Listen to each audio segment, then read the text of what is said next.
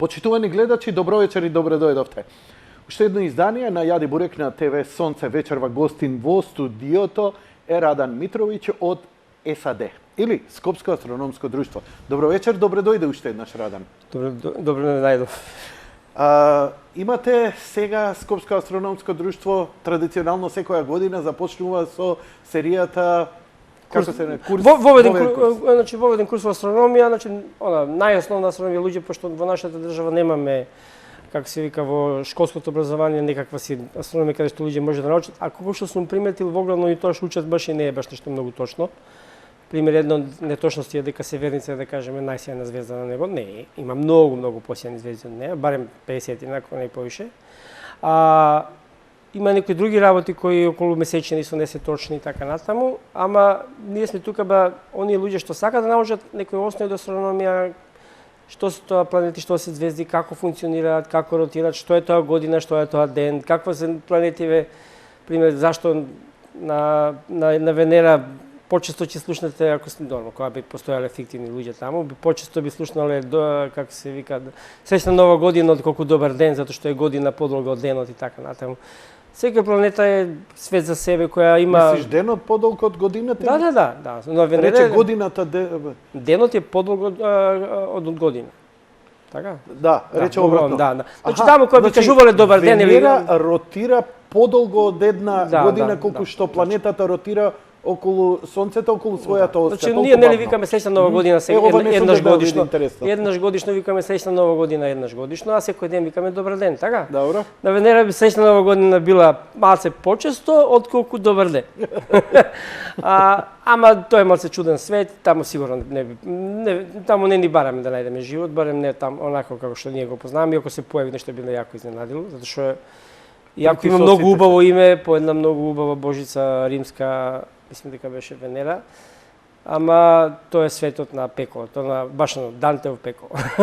Да, тоа е еден од најневозможните места за живење и би било убаво вака. Значи, во суштина на курсот се предаваат оние основи во науката. Не е тоа раскажување приказни, тралала, туку напротив, оние што имаат некаква основа во презнаење на математика и физика, да го прошират со ова.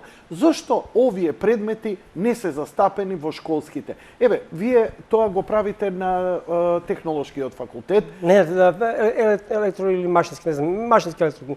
Или машински или електро. Тоа е иста зграда, не знам тачно кој. Имате добра соработка со нив? Одлично, ја морам да се заблагодарам, веќе низа години ни возможуваат, така да мора да ги пофалам. Тоа се едно од ретките установи кои ствари излегуваат во пресвет и заради нив имаме астрономија ваква каква што е. Зошто, еве, разговарате, предпоставам имате комуникација со наставничкиот, професорскиот кадар, зошто нема, чувствуваат дека нема потреба или што?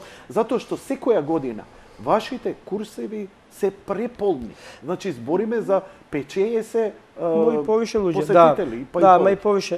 На години имавме 120 дури. 22 издржавме, ама истеравме.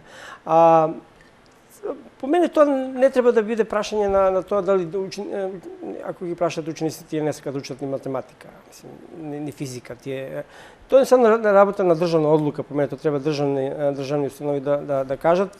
Мислим дека за оваа популација на луѓе многу тоа е на крај наука на еднината која овозможува да ги осознаеме работиви кои ќе ни се случат многу брзо. Рецимо, пред некој ден Илон Маск лансираше ракета, да кажеме, на меѓународна селска станица и веќе сега се возможува на нов начин на комуникација помеѓу Земја и Вселена. И ние тоа ќе имаме рапидно во наредни 5 или 10 години, ќе имаме рапидно зголемување на такви мисии кои ќе за денешни луѓе овде на Земја ќе бидат се помалку и помалку разбирливи.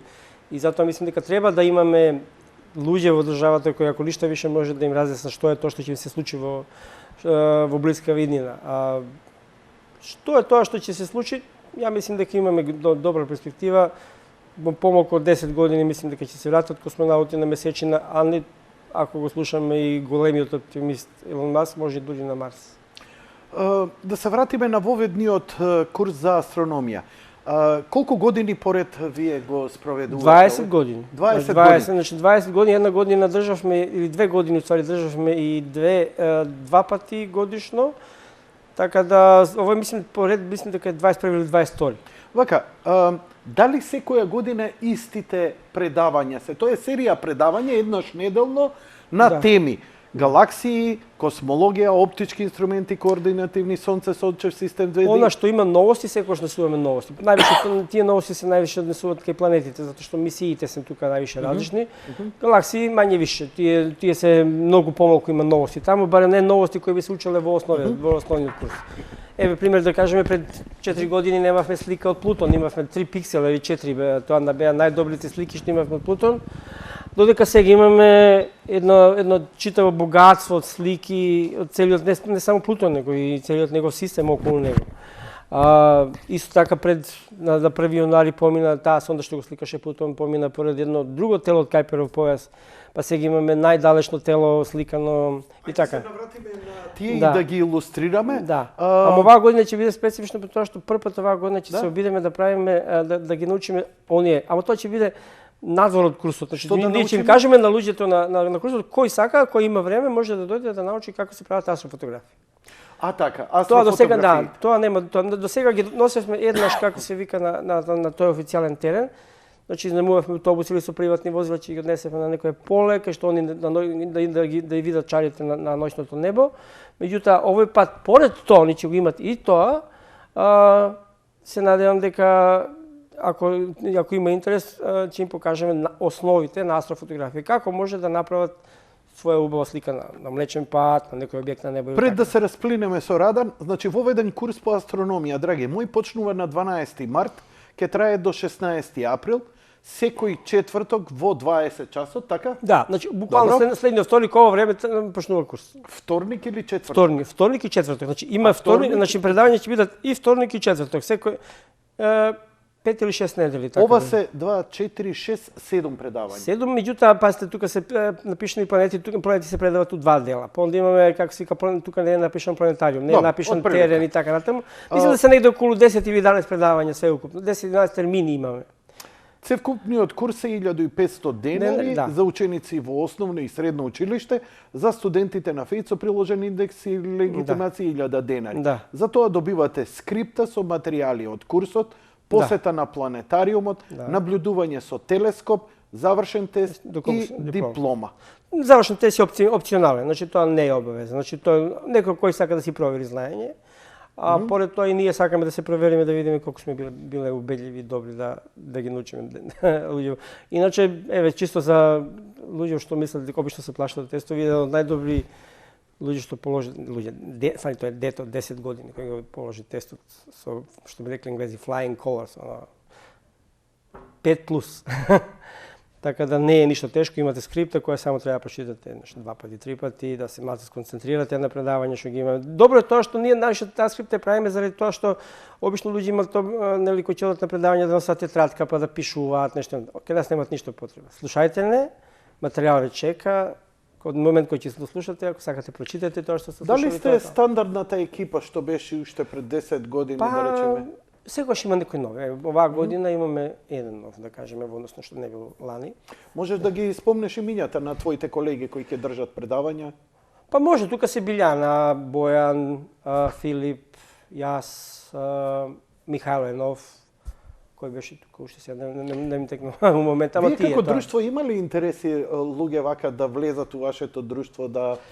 За жал тоа мора да приметим дека јас у последниве неколку години се помалку и помалку тоа е, мислим дека не да кажем условно дека Ахилова Еве има пета. интерес за курсот, има интерес за астрономија, ама некако луѓето као да се плашат да навлезат во целата таа приказна. Иако сега имаме со што, порано не сме имале со што, ама многу повеќе сме работеле. Сега имаме многу телескопи, опрема, камери и така натаму. Меѓутоа се помалку ќе најдеш човек кој ќе жртвува свое слободно време за тоа. Од една страна мислим дека тоа заради тоа што се промени, нели, ајде усно речено, ајде да не трубиме со политика, ама мислим дека тој начин на животот се промени. Дури сега да кажеме немаат луѓето слободно време колку немаат, затоа што за многу посветеност. брзо завршува, барем оваа група на луѓе што доаѓаат кај нас на курсеви, се углавном луѓе што многу брзо завршуваат школи, гледат што побрзо да се влезат во систем со работа. Така да ние имаме деца кои со своји 24 години веќе... А ние сме од генерација која можевме да си дозволиме 5-6 години скитање по бивша Југославија, да си се моја генерација, јас знам, ние дружиме. се вработувавме тек таму неде 28-30 години беше, Да. јас сеќам кога почнавме да се вработуваме. Добро, да Ама не се тоа се започнеме со менува, тоа. затоа ви кажам. На овој курс се стекнуваат основни знаења и секогаш ми е многу интригантно што бидејќи јас го посетував, не го полагав овој курс, го посетував, навистина ми беше фасцинантно што можев да сретнам. Значи, тоа се разни луѓе, разни, да речам, дури и националности, па и возрасти. Имаше возраст од до. Што вака ти забележуваш во овие 20 години? Кои се и како би ги опишал тие луѓе што највише се интересираат за... Највише се студентската група, студентска популација највише. Тука ја да кажеме од некои си 18 години, 20 до некои си 30 на години најголем. И онда после тоа имате нели распределба Гаусова. Пример, беше интересно што Чекај, почна, завршија реченицата. Распределба Гаусова, као да ние знаеме што е распределба Гаусова. Тоа е, ајде да кажеме криво, што идете подалеку, да кажеме кон поголем број на години, тоа така се намалува. Ама сме имали, рецимо, јас сеќам сме имали човек од некои си 60 на години, ама тоа беше малце подан. Ама углавном ви кажав дека некои од 20 до 30-35 години е некако си најгуста група на Зошто доаѓаат? Што Воглавном ги интересира тоа што ќе одат во планетариум, тоа што ќе гледат низ телескоп, тоа што ќе научат, за некои луѓе сум приметил дека сакат теорија, ама од онаа потешка. Рецимо, космологија е една од најтешките области во астрономија. И обично луѓе се фаќат за неа и онда гледаат дека како што повише влегуваат во неа, така се повише и повише заглибуваат. А тоа е затоа што за космологија треба да се знае многу математика, треба да се знае физика. Многу. Затоа што и тоа како се вика теориска физика, за која пример дури космологија е наука на која морате да им објасните на луѓево дека можете да поминете низ зид, а во обичен живот не можете. Ама збориме за квантна. За квантна. Во нашиот регуларен живот вие не можете да пројдете кроз зид неоштетени, ама тоа електроните и протоните го прават. Или да не збориме за квантна entanglement, дека еден реагира на друг со... Значи, ние сме составени од честички кои едноставно живеат по сосема други закони во тој квантен свет во однос на тоа што ние живееме во овој макросвет. А пак се во хармонија. Да, ама тоа е најголем предизвик на денешна физика да ги обедините тие две теории. Теорија на големото, така наречена Ајнштајнова теорија на релативност, да обедини со квантна теорија. Но дури научната фантастика не се осмелуваше многу да иде таму, затоа што стварно фантастика не презамно нешто превише. Дури понекогаш знае да претера, ама добре, затоа што Ент-мен што ќе заврши работа. Да, затоа што едноставно ние пример нашите мобилни телефони работат на квантна механика. Тоа многу малку луѓе го знаат. Компјутери исто така. Така да живееме, тој свет ни доаѓа скриено позади. Ние сега многу малку од луѓето, дури јас не можам да кажам дека сум еден од тие што може да... Ама некои знам тие елементарни работи, можем барем ако ништо више во некој површна дискусија. Прашањето беше зошто доаѓаат студенти. Значи да го прошират своето знаење генерално. Затоа што пасте астрономија е генерално предизвикувачка наука. Ако нешто више знае тој кој доаѓаат, на пример, бидејќи последниве години како никогаш досега вие се соочивте со теории на заговори, па дури организиравте некои предавања во врска со тоа, кога увидовте и јави честитам. Затоа што научната фела многу арогантно се однесува кон луѓето кои имаат помалку знаење или кои веруваат во погрешни тези. И вашиот однос е за пофалба. Кога некој нешто знае, објасни му се што можеш за да му да кажеш. Дали ова е моја пофалба, не би навлегувал сега таму, туку моето прашање е дали има луѓе кои доаѓаат со скепса, па едноставно сакаат да ги расчистат тие работи. На минатото предавање кој што го држав за Оумамуа, овој как се вика Оумамуа. Да. Така? Може да го илустрирам ја Оумамуа. Да, как се вика, имаше еден постар човек, ајде да не кажем, сигурно над 60, ако не поблиску, може и до 70 години, да не грешам душа. кој носеше слики со еден не баш толку убав фотошоп од летички чини и така натаму. Кој очигледно беше верник. Јас стално ги кажам, тие се верници, затоа што со такви луѓе не знам колку можете да изнесете аргументи на маса и тој да ги разбере. Јас сум верник, па можеш да се разбереш. Не, верник во смисла на летички чини, Добро. На летички чини. И со такви работи вие знаете што одма се судирате со ѕид, во кој тешко можете да дојдете за... А зошто е дојден да ти докаже он поинаку нешто? Не, он има слики, тоа беа слики со стварно лошо, има многу подобри слики од летички чини, да. А овој беше стварно. Океј, можеме сега, значи, еве, го најавивме курсот, ова е еден краток гиф, ќе илустрираме уште повеќе. Искрено да ти кажам, немаше многу, бидејќи многу тела поминуваат покрај земјата, влегуваат во сончевиот систем, комети, некои се поинтересни, некои не. Тие се натре, значи, ови се натре од сончев систем. Тие тела што поминуваат за нив знаат. Омамуа е интерстеларен објект. Значи, зошто овој предизвика, значи, зошто го зборам и го извадив? Затоа што коментарите што дојдов до него не дојде од теоретичари на заговори, туку од професори на Харвард и многу збунувачки. Па еве повели малце кажи ни за Омамуа. Вака, значи 2017 година благодарам режија да побарам други илустрации за Омамуа. 2017 година во октомври 19 октомври денот во сенече на кога тоа се случи. Еден телескоп од Хаваи кој има кратенка панстар, сега да не објаснуваме што значи таа кратенка. Тој телескоп служи за да ги открие баш такви тела, големи карпи или големи камења кои ги кружат по сончев систем, кои би биле евентуално опасни за нашата планета, кои би можеле да нудат и да направат голема штета. И тој го откри овој објект. И окей, го откри. Прво мислеа дека е комета, после ден-два го прекрстија во астероид. И што му измерија брзина, и тоа со не еднаш, два пати, три пати проверя брзина, видоа дека таму ствари имат големо чудо. Тоа чудо е овако како што гледате на слика, забавно. Не, тоа беше толку брзо. Они фачки установија дека не е тело од наш сончев систем само со тоа што е пребрзо за да биде во сончев систем. Значи, условно речено, ако сакате да се движите низ нашиот сончев систем, а сте дел од нашиот сончев систем, вие мора 70 км у секунда. Тоа е максимална брзина. Ако се движите побрзо тоа, вие ќе избегате од сонце. Значи, више сонце не може да ви пример, нашите војаџери се движат отприлика со таа брзина во однос на ова. И они ќе избегат од сончев систем и така натаму. Значи, доволно за бегство од сончевиот систем, од сончевата тоа е максимална брзина. Не, вие кои ќе доаѓате на раб од сончев систем, ќе се движите помалку. Ама кога на прелет мора да имате таа брзина. Кој измери скоро 90 км секунда, 88 км секунда и тогаш стана паника. И сега пајте што се случува, тоа е многу ино. Затоа што прв пат ви се случува, вие знаете дека такво нешто мора да еден ден мора да го сретнете. И од еден пат ви влегува. Ама знаете што е интересно? Ние сме го открили не на доаѓање, ние сме го открили кога веќе почна да заминува. Он на 9 септември бил најблиску до сонце, тогаш бил најбрз. На 14 октомври бил најблиску до земја. Ние тек на 19 го откриваме.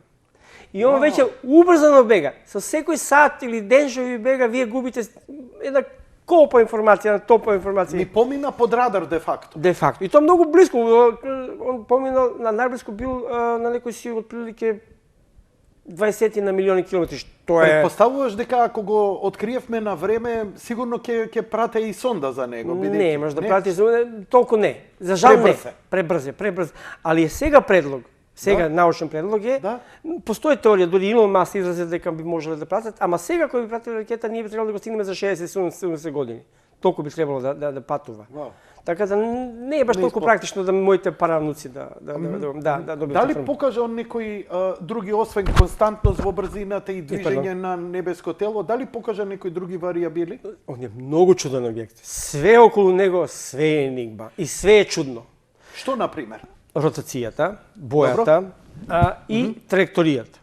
Она што би се. Ама само да ви докажем оваа приказна. Да, повелете. Ова е многу интересно. Значи, објектот за кој говори Радан се вика Омамуа и ова ви е само илустрација како поминал и ова мора да нагласиме да ова не е вистинска слика, ова е компјутерска генерација. Ова е компјутерска генерација за да вие знаете што се отприлика како што научниците осознале како влегол, Како ние гледате сега- под колку оштар агол влегува и излегува негде помеѓу Марс и Земја, траекторија поново се враќа над над условно речено на северна хемисфера. Така. Сега, кога сакате ако сакате да се бавите со астрономија, вас ви треба телескопи.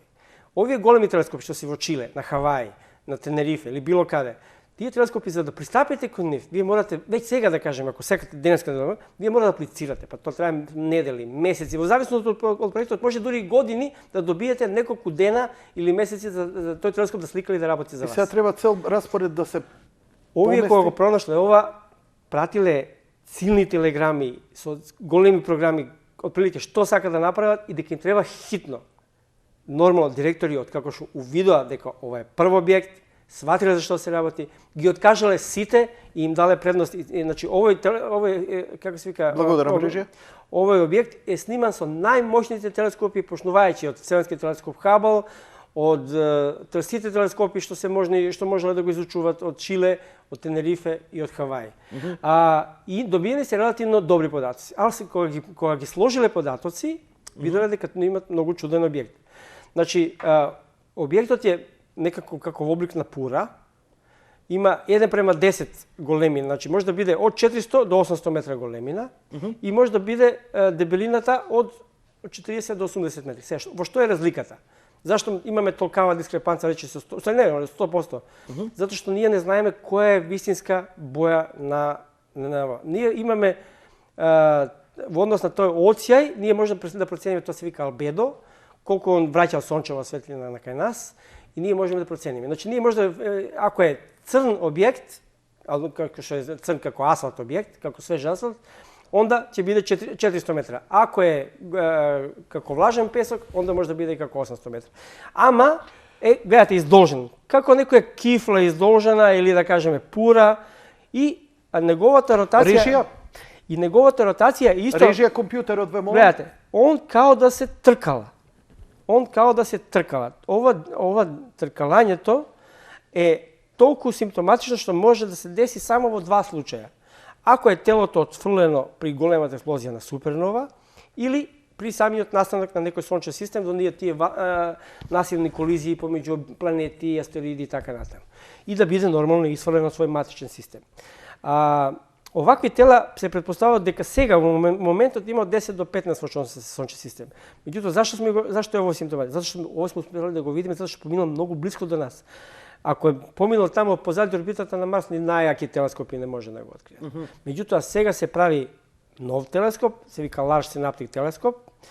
Тој би требало да ги види. Вака, Рада, уште колку време он ќе биде во видливо поле? Веќе го не се гледа од нова година лани, не од значи Од нова година. Каде не е он оваа момент? година, не оваа нова година, она таму. Значи ние сме го откриле во октомври, 2 или 3 месеца после тоа се гледале, више ништо не сме. Каде е во моментов он? Позади негде Јупитер во орбита. Позади Јупитер, тој е прилично далеко. Да. Што ќе постигнеме ако сега го наблюдуваме? Сега ништо не може. Сега ни со Хабл не може да не го види. Но направени се реално фотографии од Не направено е, напишете само Хабл Оамуамуа, значи Хабл Хубле. Добро. Ама во имиџа видите, мисли, ништо ќе видите само една точка. Само една тачка. Ништо Треба да повеќе. видиме што Хабл ни донесо. Не, И ова е илустрација. Исто е тоа. Тоа е све компјутерски ги направено за во Images може да отидете, ќе видите во Images. Така. Може да се види. Погледнете ова долна слика. Тоа е исто еден од таа. Ова? Таа зголемете.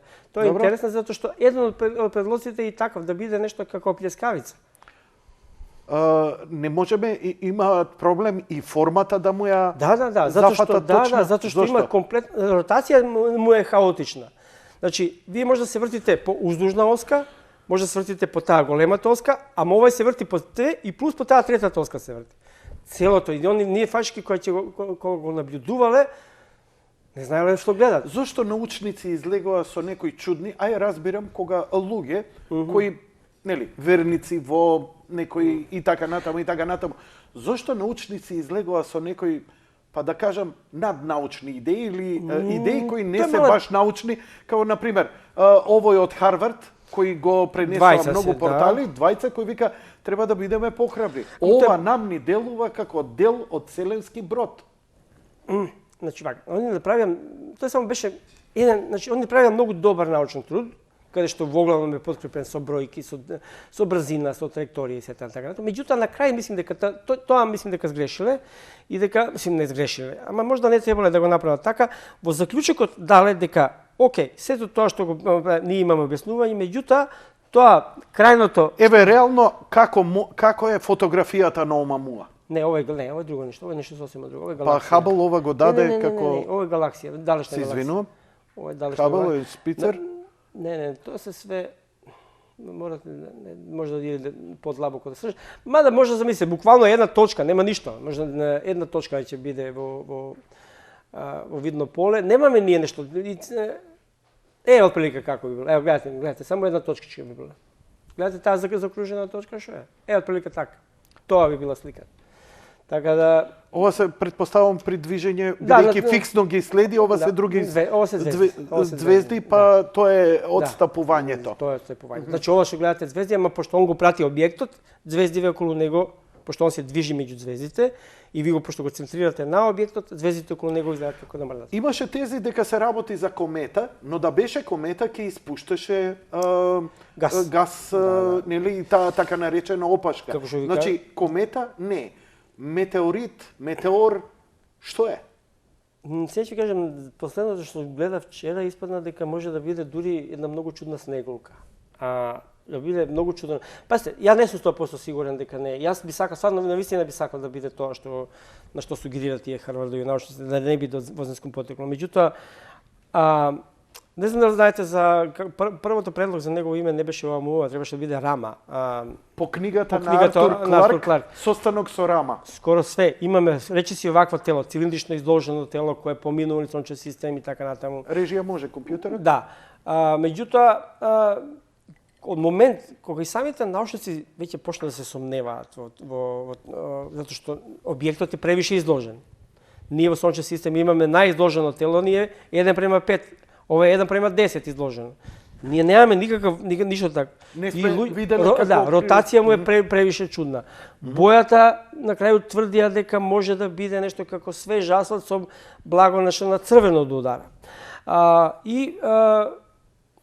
Почна да се сомневаат, окей, ајде да видиме, да го испитаме. Има еден програм кој е финансиран од овој режија компјутерот ве молам. Алан од Microsoft што беше партнерот на Бил Гейтс, он има посебна едно поле со радиоантени каде што може да се открие сигнал послаб од мобилен телефон. Значи да ставите ваш мобилен телефон на тоа тело, овие ќе го открие.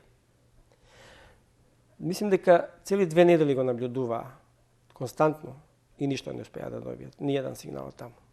Тоа е прв сигнал дека таму значи било какво нема рефлексија ли? Што е проблемот? Не, пазите, ако имате нешто вештачки, некако вештачки извор на некаква си енергија, ќе добија некаков сигнал. Ние кога сме го мериле, ако нека идат и овие изјавите на научниците додека ние коментираме. Ние кога сме го мериле него, он бил на само 2% од далеченоста во однос на тоа што слушаме војаџерите. Значи на само 2% од далеченост. Значи не испушта мртво тело, не испуштало никаков сигнал. Никаков сигнал кој би можело. Иако би тоа било, јас навивав, навистина секој ден. Знам, ти одамна рече, ја прв би сакал да постојат елиен или да најдеме. Да, многу работи би се промениле во.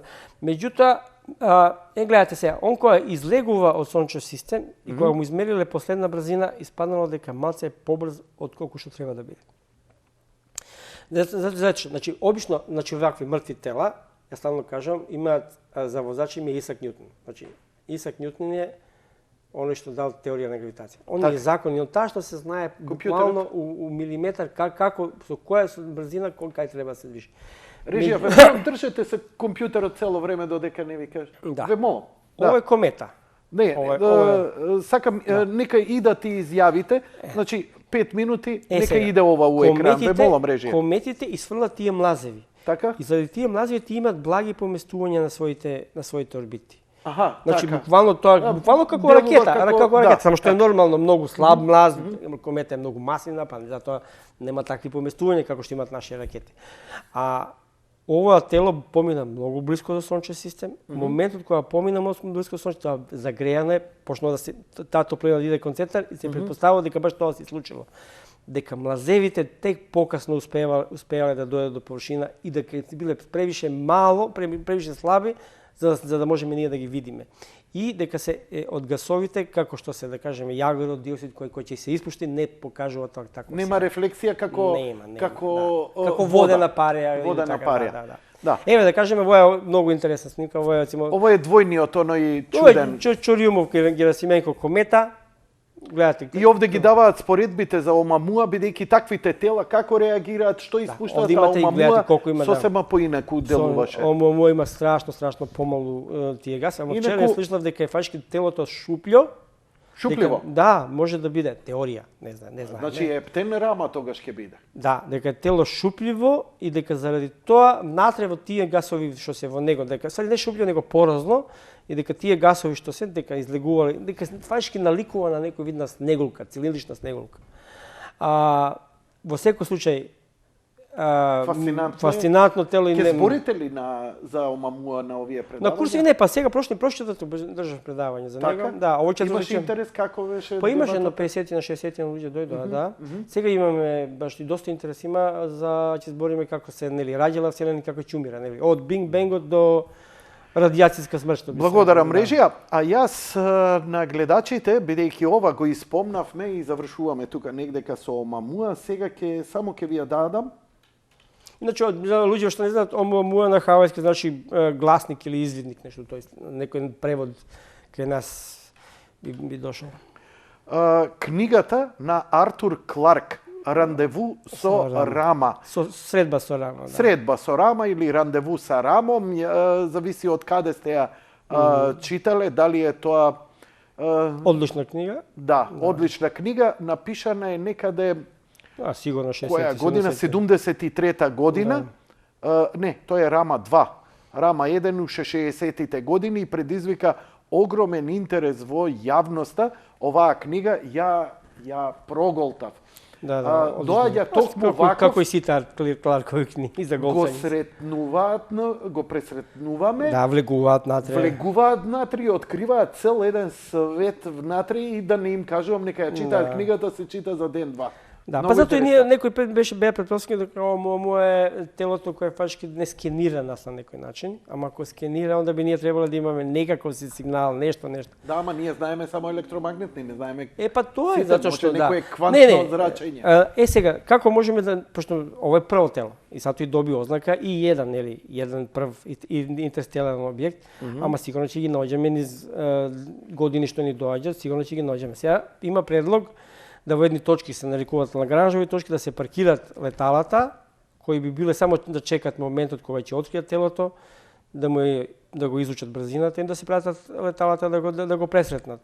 Тоа би веќе било стварно фантастично. Пред да идеме уште некои интересни работи, една од најновите новости кои ги воведовте тие, бидејќи се повеќе луѓе имаат мобилни апарати, имаат фотоапарати, вашите курсови по астрономска фотографија. Да. И предизвика огромен интерес, а на изложбата видовме вистински чудеса и со поаматерски, но и со попрофесионални апарати, па дури и без телескопи. А јас добив фотографија кај што од месечината, кај што човекот ми се колне дека ја направил со iPhone. Фасцинантно беше, тоа Радан треба да ти го покажам. Иако нели зборевме прошлиот пат дека невозможно е, но очигледно дека има доста интерес. Ево вака, имам прашање од моите колеги, кои исто така се прилично вешти, а сигурно и за јавноста ќе биде. Со кој објектив дење, а со кој ноќе се сликаат и со која бленда ноќе, а со која дење се сликаат небески тела? Да речеме, дење може да се слика само месечина, така? Сонце. И сонце. Само сонце, не можеш месечина да сликаш преку ден. Можеш преку ден, ама немаш контраст. Значи не препорачувам. Ако сакате добра фотографија. Многу убаво делува месечината на сино небо, за тоа зборам. Да, ама немате контраст. Превише, како да ви кажем, безлична е. Така? Безлична е. Тоа исто како да мене ме сега сликате со долга експозиција, онда ќе бидам, ми се разпознаат нос и уста, ама нема длабочина, нема длабочина. Добро.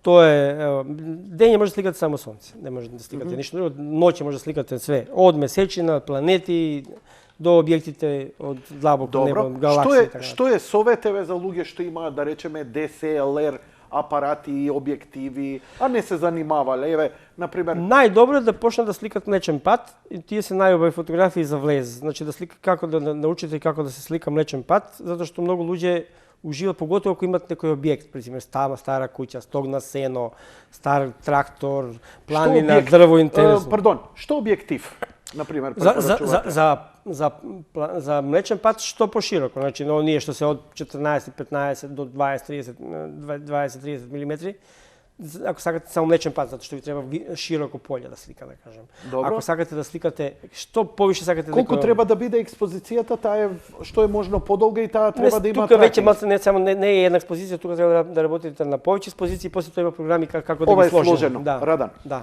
Ајде да идеме за месечина или за За месечина ви треба минимум, ја помене негде не испод 300 милиметри. 300 милиметри. 300 милиметри и се зависи, пример, Што препорачувате? Статив обавезно, Така? на статив и експозиции се, да кажеме, во зависност и од фазата, ама се сигурно испод 250 дел од секунда. Да, исто така, ама и тука исто пак треба да, значи, Дечки, колеги, дали ви е јасно ова, Радан, што ви го препорача? Да, исто така, со мала бленда да биде што повишеоштрина и така натаму. Така.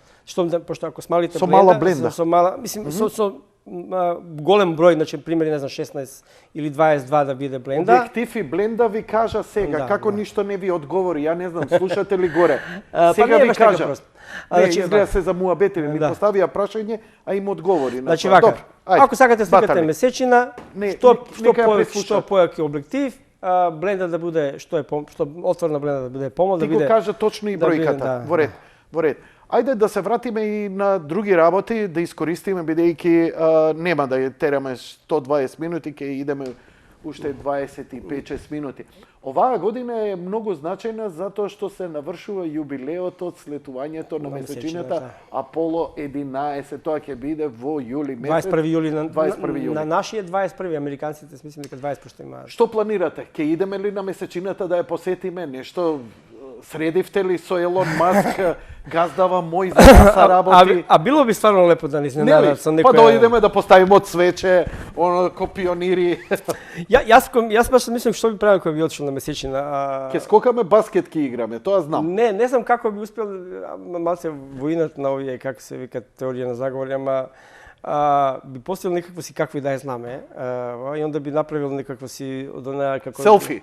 Не, него она некоја боца под притисок и почна би пушла да го дува на камера. Ама пошто морал да биде нели газ, тоа би било некако in your face bitch. Ова е панорамска фотографија, инаку почнаа да се враќаат на месечината со автоматизирани. Ова на почеток што го видовме е панорамска фотографија од кинеската сонда која слета, малку мина, знаат се западот. Ама слета над онаа страна на месечина што ние не ја гледаме. Така, што ја викаме ние The Dark Side of the Moon, која не е Не е дарк, ама dark, ние не ја гледаме од таа страна. Баш денеска, денеска е млада месечина, таа страна е скроз осветлена. На таа страна е полна месечина, од таа друга страна. А кај нас ние денеска не ја гледаме месечина. Кај нас е баш најблиску до сонце и баш тоа е. Пример, чисто како По низината ротација. Она е сега, значи ние гледаме страната што сонцето не ја гледа. Ова е панорамската фотографија која е објавена од месечината. Често пати кога разговаравме зошто не се враќаме на месечината, теориетичарите на заговор си го наполнија тој простор. Ти многу па кој ќе се случат работите прерано, можда прерано се случи работиве затоа што тогаш заради тоа беше студена војна трката беше тогаш кој ќе стигне побрз. Тој ќе стигне и после тоа едноставно видео дека тоа уствари многу финансиски. Знаете, ние сме се завршиле со Аполо 17. Аполо денеска по музеи може да видите Сатурн 5 кој бил подготвен за 18, 19 и 20. Дури посади биле назначени кои бишле, ама едноставно конгресмени ви рекла прескапа играчка. Мада не знам, пробај да најдеш ми тоа можда едно од најинтересно од Аполо 15 напиши само Hammer and Apollo 15, Hammer, Hammer and Feather. Да кажем, ова е најинтересна снимка, пример, ова не можете ни во едно студио да го направите. Тој е еден космонаут кој го репродуцирал експериментот на Галилеј. Ако фрлите, ево гледате, има чекор во десна рака, чекан во десна рака и во лева рака има перце обично од некоја птица, не е битно која. И сега кога ќе ги фрлите, тоа ќе падне истоветно брзо. Тоа не можете на земја да го направите. Мислим, можете да треба да направите огромни цилиндри Во вакуум. Во вакуум, значи гледате, пошто на месечина нема атмосфера таму, рече си идеален вакуум и кога ќе ги фрлите, тие ќе паднат идентично брзо.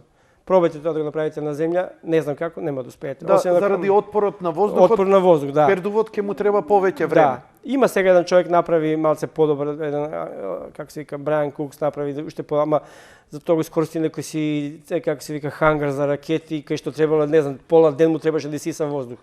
Тоа сигурно кошта. Го знам, тој имаат они огромни објекти за ова е многу добро. Тестираат во вакуум. Гледате, и перце пада исто како и чекан. Тоа не може да го направите на земја. Тоа треба потполно безваздушен простор да биде. Замислете сега да ставите цели космонаути, цело во летало да ставите. А брзината на гравитацијата одговара со брзината на падот нивна? Да. Значи прилика 1/6. 1/6 во односно на наша. На нашата. Значи овде како вие. Што значи на земјата ова ќе паднеше многу побрзо чекано. Да. Овде ќе паднеше. Ние имаме еден многу добар експеримент за тоа со бакарни цевки и магнет кој ќе пуштиш, он така се спорува и така може да прилика да ти симулира паѓање на некој тела со помала гравитација. Дали ќе имате нешто ќе направите како Скопско СРО, бидејќи нема кој друг, никој не ве поддржува, ни партија, ни држава, ни наука, и ја ви се восхитувам како издржувате сиве овие години со должна почит, затоа што ова што вие што го правите стварно заслужува многу повеќе простор и несебично ви нудам простор во мојата емисија во било кое време за било кој. Фала ви на тоа. Само не знам дали ви поише ја имам ќар од вас него вие од мене. Нити ви донесо спонзор, но ако ништо друго барем повеќе луѓе да дојдат и да се информираат. Па и тоа не е малку, Астрономија во Македонија мора да признам дека е како ние што имаме во друштво едно од можда подобрите во регионот како колектив. За жал, ама затоа институционално мислим дека не, затоа што ние немаме таа обсерваторија. А таа не е скапа, дури и како се вика, ние зборевме со некои луѓе, ако може, тоа се работи за неколку десетици евра, да направиме барем школска обсерваторија. И фала ти и секоја емисија да го повторуваш ова. Да, значи доволно 10.000 евра. Ја искрено ќе ти кажам, немаш појма, имав малку повеќе пристап до претходната власт и до министрите. Не, едноставно им зборам, викам, дајте им поддршка, сепак имаме, нели, се фалите со Кокинов. Дајте една астрономска, викам, таму да ставиме телескоп. Еве ги луѓе, не. Едноставно тоа е затоа што живееме а овие па уопште. Тоа е затоа што живееме не само ние во Македонија, тоа живееме цела, мислим, западна цивилизација живее во така наречено Dream Society. Денеска е подобро да продаваш с ништа отколку да продаваш нешто што е навистина реално. Што е реално. И полесно им е на луѓето да веруваат во теории на заговор, што многу полесно ќе поверувате во тоа што се бабини деветини. Малку треба некој напор да направиш, да прочиташ, да видиш, да разбереш. Професорите велат кога ги канам, например, дебагинг за рамна земја да направат, ми велат, знаеш што, премногу е математика и физика и едноставно не се едноставни објаснувањата и може доволно со многу лесни експерименти. Не сакаат да дојдат. Еве пример, не сакаат да се соочат. Зошто? Еве сега ќе ви кажам, значи сите што веруваат во рамна земја, во оваа година некој си беше околу 20 јули мислим дека се случува.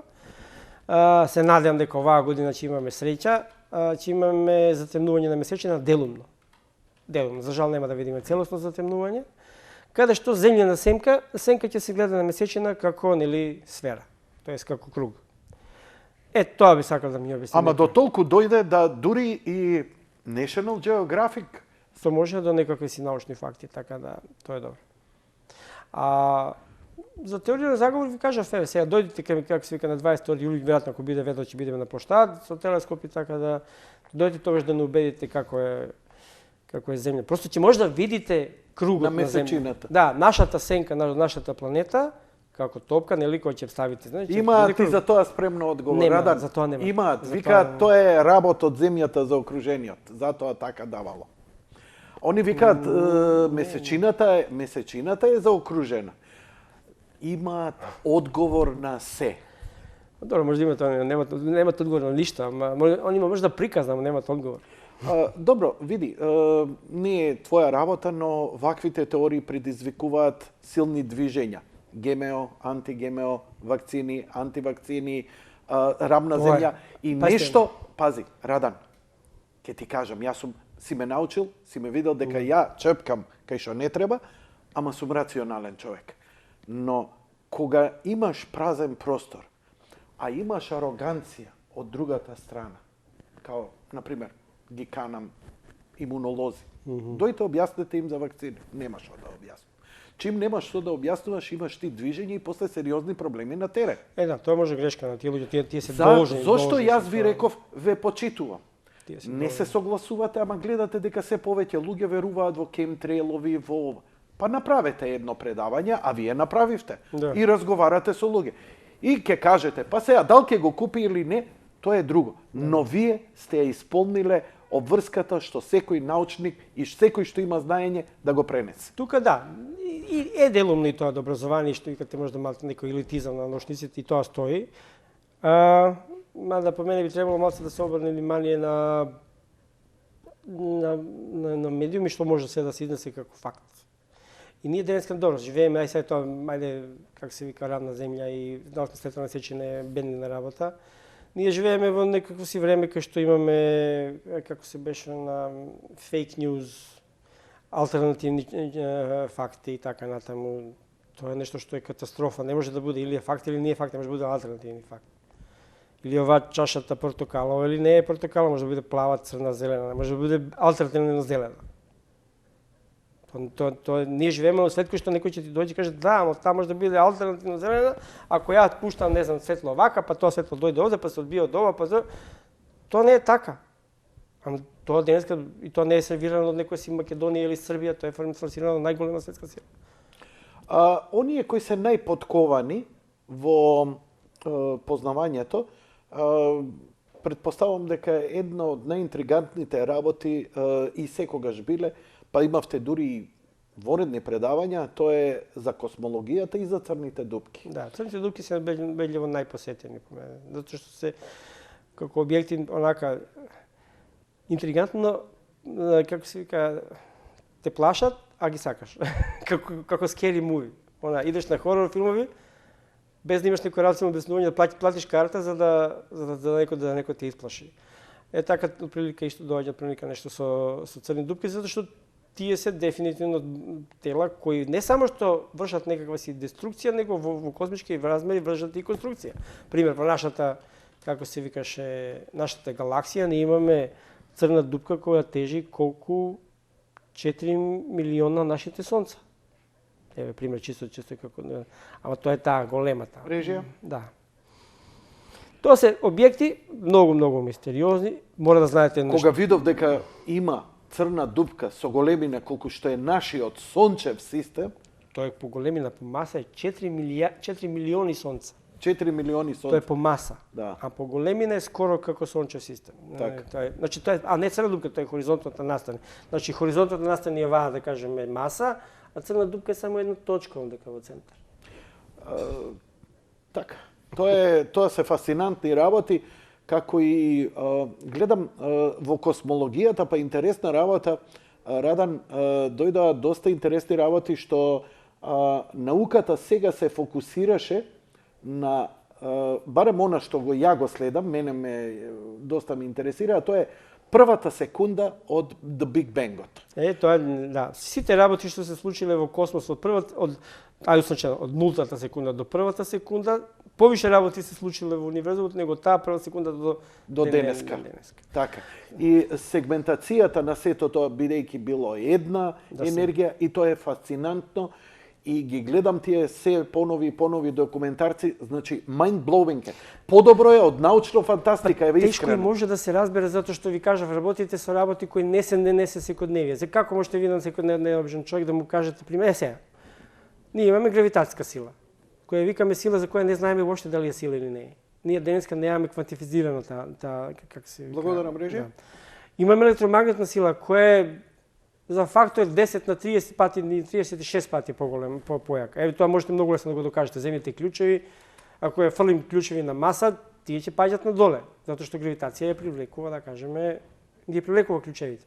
Ама ако земеме на обично парче магнет, ја ќе ги многу лесно ќе ги дигнем клучевите. Што значи дека таа магнет по дефиниција знам, но самата суштина што е енергија, тоа е, знаеш, онако ќе речат потенцијал. Добро, што е потенцијал? Тоа е потенцијална енергија. Потенцијална енергија. Но што е енергија? Нели? Што е и така натаму. Добро, Да не забегуваме, нели? да. Но ова се интересни прашања, а вие сте единствените луѓе со кои можам да дебатирам на тоа. И да добијам Ова некои предавање сознание. сега што ќе биде Да? баш за тоа, значи За кое? за тоа како почнала Вселена, што се случи стеларно доба. Значи Така. кога звезди се уште се Уште раѓа, да се.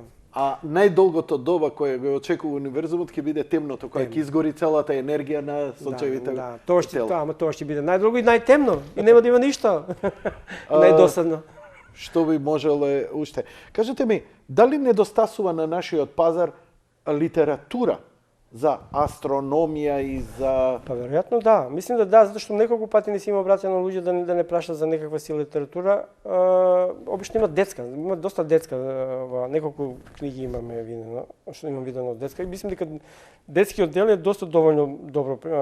Тоа се главно тоа се главно преводи за од странските книги, ама се добри. Нема никаков проблем.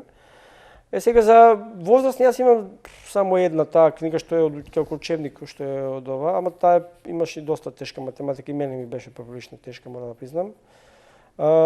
Така да, ама за повише не сум некој видел. Освен енциклопедија Вселена што беше, таа е добра. Марс останува на интригантното место во последниве години. Елон Маск ја дигна тензијата, а се повеќе се говори за праќање на луѓе на Марс, one-way ticket и така натаму. Разговаравме прошлиот пат, дали има некои други нови моменти и дали ќе ги разговараме со вас тамо? Сега слетавме негде во ноември или декември месец беше слета една нова мисија, InSight се вика, која треба да ги изучува земјотресите на Марс. И пред едно-две недели беше спуштена една сонда која треба да како еден клин да се забие негде околу 5 метри во почвата на Марс. Таа треба да изучува каква се таа радиација на температурата под површината на Марс и така натаму. InSight пише InSight. Ќе видиш многу има лепи InSight. Така. Ете го, тоа е тоа. Ова се последните снимки од InSight. InSight, значи тоа е може да се каже, ама ова е сонда, ова е как се вика лендер, значи тој нема да се движи, не е ровер, него е лендер. Не, ова не се така снимките. Да, ова треба да трае неколку месеци до година дена и толку. Мислим дека нема да заврши. И ова е анимација, немам реални. Али затоа во 2020 година ни доаѓа многу интересен дел, кај што треба да слете еден ровер кој така се вика Марс 2020 или 2020. Може сега да илустрираш? Да. Тоа е ровер кој ќе биде со големина на, ја мислим, еден добар, како се вика она, трактор, вен, како беше, комбе. Добро. Добар комбе. На него би овакви инструменти кои што ќе можат да изучуваат, а тоа се се во принцип геолози. Али се во потрага по живот. Opportunity испушти душе или Curiosity продолжи уште? Не. Curiosity продолжи. Прво, значи беа Spirit и Opportunity. Spirit почина 2010 или 2011, мислим почина. Изгуби батерија. Сега Opportunity пред 2-3 недели испушти и он, затоа исто имавме предавање, му дадовме почаст. И сега Curiosity, ама он нема вакви панели и он може да тера затоа што има он на нуклеарни погон. Он работи на плутониум, така да Гали нема сигурно. Кај него се тркалат. Овие тркалата се проблем. Кај него се тие проблем и сега за оваа мисија 2020, гледате, тие тркалата се пошто иде по многу камиња, така, и оштетени се. Се оштетени се и сега ептем внимаваат овие, пошто имат, не знам дали у нас имате професија возач на Марс. Така. Како ќе се вози и секој милиметар се пресметува. Мора, да. Последните снимки од Јупитер беа фасцинантни. Тоа е вселенската сонда Јуно. Јуно тоа е на англиски, Јунона е на нашки. Може да илустрираш режија? Јуно, ова се, значи ова не е компјутерски, ова оригинални се. Ова се оригинални фотографии споени па како видео делува. Значи овака тоа е сонда која врши прелет околу Јупитер. Гледате она сега како, ова се фашки фотографии кои се споени. Јуно е кога испратена? Пред 2-3 години, пред 2 години. Пред 2-3 години. Да, пред 2-3 години. Она го надмина, го помина Јупитер. Па скоро, да, не, тука она сега кружи околу него. А така, и ќе изгори на во неговата на атмосфера. секој 2 месеца прилика доаѓа блиску до него. 55-6 дена, мислам дека беше, доаѓа блиску до него. Ова и се тоа реални ова бои? се реални бои, реални фотографии. Гледате тука овие точки што гледате тука Тоа е се месечина. Не, тие се кај што се спајани фотографии. Аха, Кога тоа се кај што се споени. Ево е таа големата црвена дамка. така. Големата црвена дамка Значи, и тоа се како Ван Гог. Значи како се вика, тука може да видите буквално како е различна во височина во однос на топлите и ладните слоеви, така наречени како се вика зони и појаси. Кажи ми, сондата што помина, што го сними Плутон и ги даде оние фантастични... Да, нови хоризонти. Тоа Да. New Horizon. Да, Таа она- продолжи да оди на работ од... Продолжи, да. Сега напишите само New Horizons. Ево го второто. Ете го. Добро. Еве го да кажеме Плутон. А нама сега тоа го мало преспомнав, на 1 јануари сега оваа година, во 6 сати по нашето време, многу луѓе уште може да славеле или веќе привршувале со слагање нова година. Во башно тоа време помина нови хоризонти помина поред едно тело кое се вика Ултима Туле. Може да напишете и тоа, ќе го видите телото. Ултима Туле. Да, ово се месечините, малите месечини На малиот Плуто има уште и месечини. 4. Тоа плюс 4 мали и една голема. Ова е Харон, за не се знаевме. А за овие други ги откривме малте не во последната декада. Ова е Харон. Така. И сега предпоставувам дека New Ова Horizon... да, кликнете на кај што беше таа слика со атмосфера, беше малце десно, друго, така. Еш мало десно. Тука. Тоа.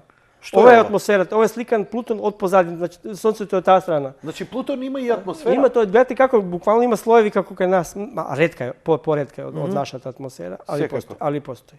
Така. Да. Фасцинантно е, знам, Фасцинантно. Ово како не го- ретко кој ти се фасцинираш од Ово никој не го очекува. Не го очекуваше од Плутон. Никој не очекуваше овакво нешто.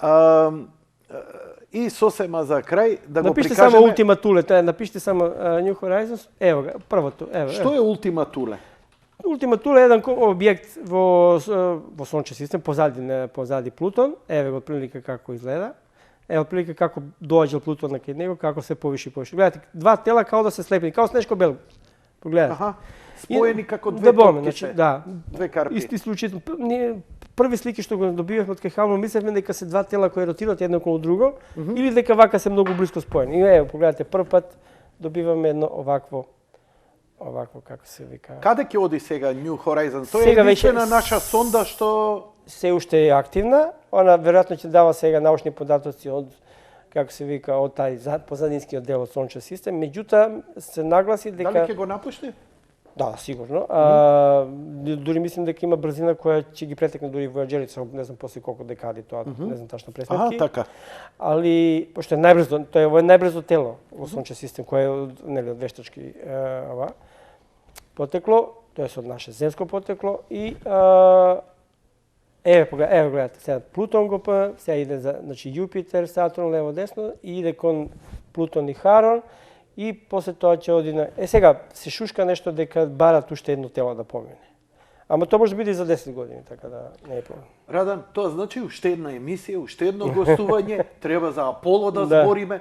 Имаме уште многу настани Па за оваа Аполо година. би сакало оваа година да направиме некакво си, ама проблемот е што е 21 јулија сезона, жешко стојам е, на да. располагање. Имаш Идемо ако треба и на лето месец. работиш емисија? Све работам бе за тебе бе, драги пријателју. Све работам. Па не би Ако било треба и лошо од плажа направено. ќе се вратам по папучи. Радан, шега на страна, ти благодарам многу за Фала ви гостувањето. вас.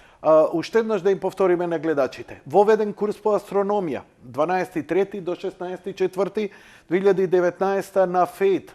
20. Вторник и четврток од 20 часот. Се што ви треба е да се пријавите 1000 или 1500 дена, независно дали сте редовен студент и да ги посетите. Ако имате скрипта со материјали, посета на планетариум, наблюдување со телескоп, завршен тест, диплома, а па може би и малце и за фотографија. За фотографија, да. Тој ќе биде као надвор, курс кој не е обавезно. Тоа може да посетува, да гледа чисто на како интерес. Благодарам уште еднаш за Фала ви гостувањето. вас. Секој е добро. И вас исто. Поздрав до гледачите. Почитувани гледачи, кратка пауза, веднаш потоа се враќаме во студиото.